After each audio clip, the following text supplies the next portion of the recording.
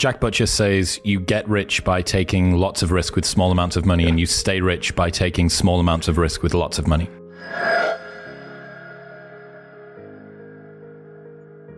You can flip the fact that you have nothing going for you with you have nothing to lose. And that means that you can take lots of risks very quickly and end up in the exact same position you are, which is nothing. And so if you eliminate downside, it should decrease your action threshold, meaning you should be able to do more things faster rather than do fewer things because you don't have a great life or things going for you. And so I think if people flip that, a lot more people would take action because they actually realize the advantage of their position. Why is it that people in that case, if they do have nothing to lose, still feel like they have lots to lose? Because I think most of the times, I think this is really important, is that they have nothing objectively to lose.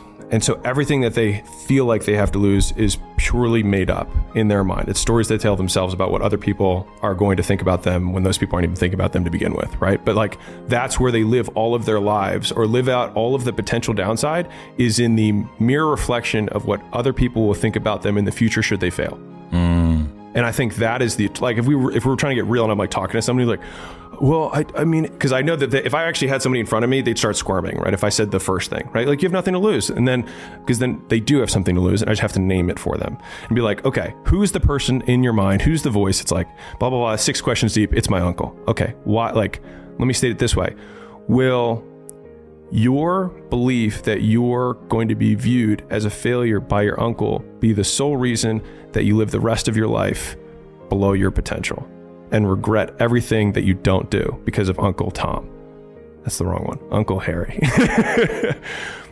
When you say it like that, all of a sudden they're like, I don't want to let Uncle Harry have that kind of power. And then all of a sudden it breaks, and then they like get free of it.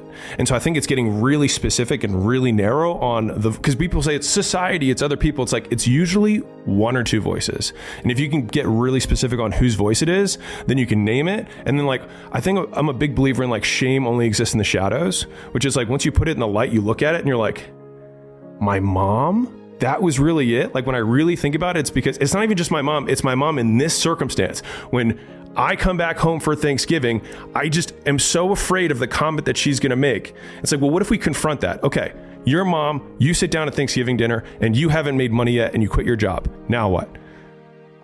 Is that better than you spending the next 60 years hating her or resenting her for the fact that she held you back? And then it's like, when you give the real scenario, they're like, well, shit.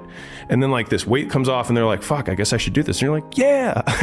I think the faster you can kind of build that muscle of like, I've got this hesitation. What is the real reason? Because like, logically, I can do that whole thing. Cool, you have nothing to lose. You're poor. Great. 0, right? Okay, but then what is it that I do have something to lose? It's relational capital. It's status within my tiny micro community that doesn't matter, but like my perceived status. Okay, name the names. But by pulling it out from the shadows, but like that confrontation from here to here is, I think, where all the fear is, because it's embarrassing to be like, it's my mom.